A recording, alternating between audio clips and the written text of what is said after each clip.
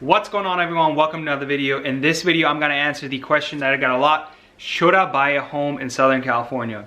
In this video, I want to talk about a few things. I want to talk about the market. I want to talk about down payment, location, old construction versus new construction, and just summarize my experience. All right, so before I get into it, I wanted to actually talk about something real quick.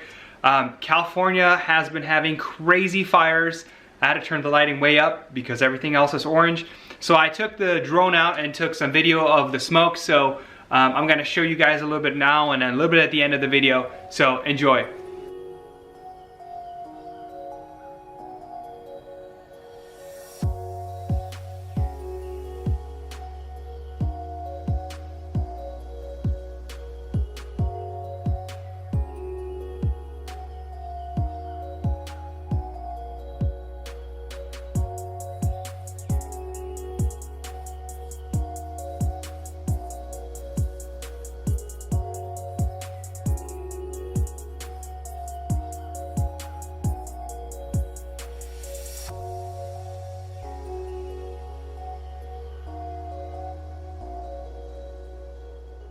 Alright, so first and foremost, I want to just say that this is my own experience.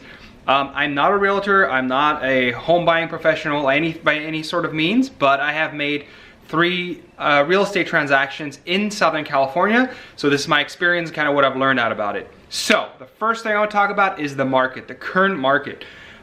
It's really kind of crazy. Southern California has been known to have a housing shortage, meaning there's not enough houses for people who want to live here. Because there's a housing shortage, it drives the prices up. Housing prices in California, Southern California, Northern California, really, they are already very high. But over the last few years, prices have been going up because there's just not enough inventory for people to buy. So on top of that, not only is not enough inventory to buy, currently with everything that's happening in the economy, the interest rates are crazy low, which means that people are they're storming even more so into purchase a home because they feel like this is a great opportunity to purchase at a low interest rate. But at the same time, people are reluctant to sell their homes because people are not really welcome to let people in their house, strangers, right?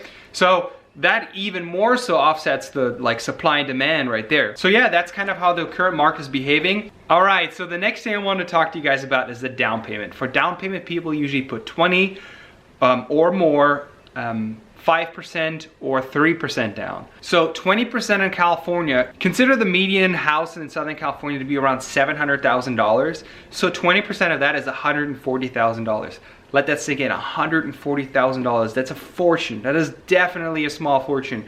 So a lot of people don't buy homes in Southern California because they think they cannot afford something at 20% down. I'd argue against putting 20% down.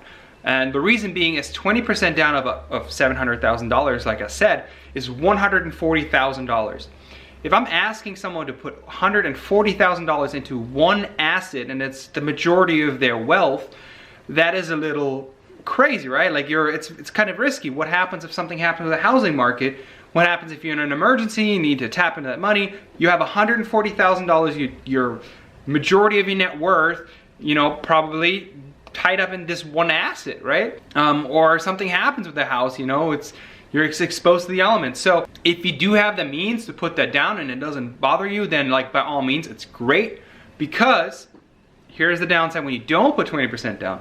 If you stay with a conventional loan and you put 5% down, basically anything below 10%, you get something that's called a PMI, property mortgage insurance. You're paying insurance in case you default on your loan.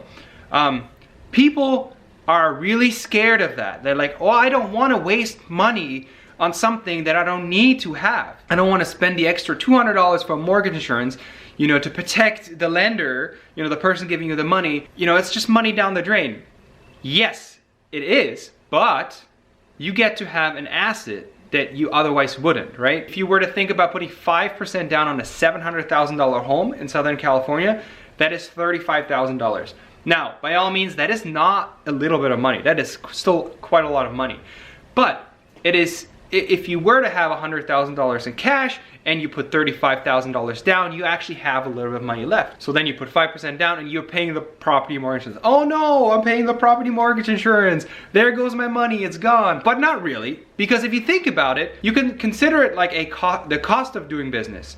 You pay this extra monthly fee in order to have an asset that will likely to be appreciating and a place where you're living. The other thing about the property mortgage insurance that I think people tend to forget often is that it stays with you for the life of the loan unless you have broke, I think it is over 20% of equity. So if you have been paying your mortgage on time and the market is appreciated and now your house is worth, let's say your house is still worth $700,000, but you've paid down your principal to like $140,000.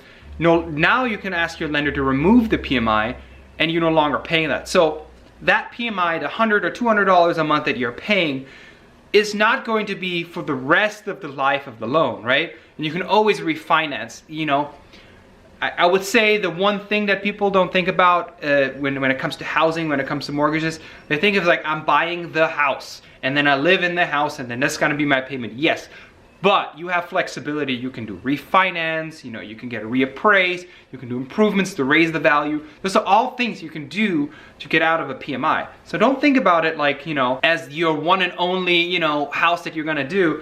I bought 3 houses in 10 years that I lived in. I'm not a realtor, but that I lived in, and it's been fantastic. In the current house we're staying at, that maybe we'll be here forever, maybe we won't. It is something that you can trade, that you can sell. It's something fluid. People think of housing as something that is super consistent that you have to stay in. All right, so the next thing I want to talk to you guys about is location. They say location, location, location, right? Just focusing on the Southern California market, there's LA County, there's Orange County, and then there's the Inland Empire. There's obviously other things like and stuff like that, but I'm gonna focus on those 3. LA County is the one that I think people think of.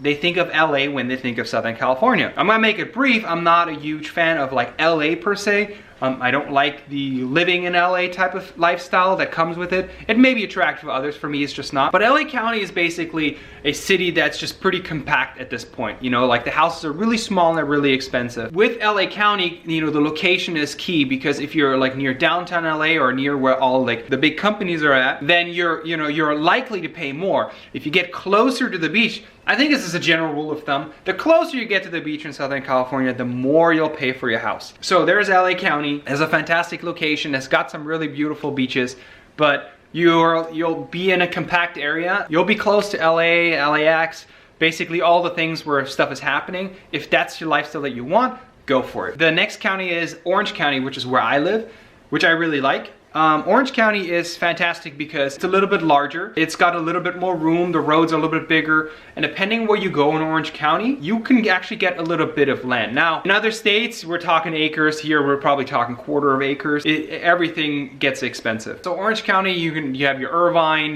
there's a lot of big companies there. Your Newport Beach, Again, the closer you move to the beach, the more you basically pay for your real estate. That's just kind of how it works. And lastly, there's Inland Empire, which is the place where in Southern California, there's still room to build. So they are building there like crazy. I've lived there personally. It's great. You're just very far from everything. And in California, this is why location makes such a big difference. Driving sucks. It's just bad. I mean, like the freeways are just always crowded and there's just always people driving way faster than they need to be. So with the Inland Empire, you'll get more space, you'll get a lower price, and there's locations there that are really nice. You're very far away from the beach. You are very far away from like LA or anything where, like the life hubs are at. But again, if you're living in Southern California, you are paying a premium. So I think if you're living in Southern California, you should be able to get to the beach. You should be able to get to the mountains within a reasonable time frame. If that's really not what you're super interested in, like if you don't like the beach all that much, I don't think you need to pay the premium. There's other places that have really decent climate and it's not that expensive to live. So keep that in mind. All right, last but not least, the age-old question, old versus new construction, right? So in Southern California, they're building 2-3-story townhouses everywhere because the square footage of land it's getting smaller, right? There's just the footprint, I think they call the footprint of a house is getting smaller because building vertically is just a lot easier and it's a lot smarter, and you get more square footage because the price of a home, like anywhere else, is, you know, it's the price per square footage. So if you want to maximize that, right, you build up small footprint, you still get the square footage. That could be the nice thing about new construction. The bad thing about it is you'll likely not have a backyard. You'll likely not be able to make any modifications like adding a room or doing any sort of changes because you're very confined to what you have. But another good thing is it's new construction. Is, you know, depending on the builder, some builders are great, some builders are not great. If you're moving into something that is move-in ready, you are paying a premium. You're absolutely paying a premium because you're buying a finished product. So if you were to buy an old home, you'll get, as I'm experiencing, a lot of basic things that can break. Simple plumbing things can break, you know, outdated electrical, stuff like that. But what we really did get is we got a huge backyard. And that's just not something that you can get these days anymore. You really got to look, what are you looking for? What is your budget? Are you looking for an easy lifestyle? Are you looking for, you know, a nice backyard and you can build a family? So those things, take those into account. All houses can, there's obviously risks, something can break, and you'll be responsible for fixing it. So I want to just summarize it real quick and kind of briefly talk about my experience. People are very hesitant to buy a home in Southern California because it is very expensive. They look at the cost of owning a house as something that is just weighing them down, and it is a responsibility. But living in Southern California is certainly not cheap, and I don't think it's going to get any cheaper. So if you're planning on staying in California, I think the very first thing is, are you here for California for opportunities because there's plenty of them? Are you here because you enjoy the weather? If you do like it in Southern California, you're planning on staying, you may as well buy a house. And again, you don't have to stay there forever. You can sell it, or you can, you know, rent it, or whatever you'd like to do, you know, but you may as well get yourself comfortable. Look at your personal finances. Don't be so scared of a PMI, in my opinion. I think that's something that you can deal with and that can fall off over the years. And real estate is a fantastic way of growing your wealth. Again, I don't think it's good to tie all of your financial resources into just real estate, but it's fantastic to grow your wealth, and people have done it many, many, many times in California. So take that into account. When it comes to old versus new, if you're just a single person, you just kind of want to just get a place where you stay, and you know, you don't want to have anything to really worry about, just get a new place, and if you can afford it. Just as something to take into account, if you're building a family, then an older home with some space is a little bit more appropriate for you. So those are a couple things. Those are my thoughts should you buy a house. I think the very most important thing that people need to ask themselves, what do they like about California?